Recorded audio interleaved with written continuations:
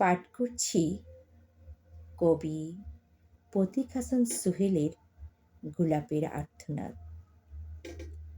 কে বলে একটি গোলাপ বুকে জমে থাকা, মুখে না বলা হাজারো কথার বহিঃপ্রকাশ?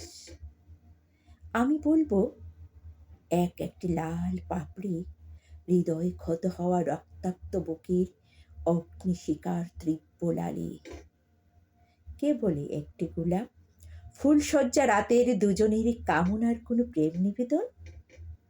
আমি বলবো একটি গোলাপ তার বিষাদের কাঁটার বিন্দু বিন্দু করে বিষ প্রয়োগে ধ্বংস করে জীবন্ত এক স্বপ্নকে।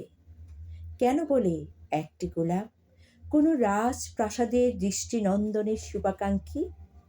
আমি বলবো না, একটি গোলাপ শুধুই ঝরে পড়া আঘাতের চরম চিরন্তনী সাক্ষী।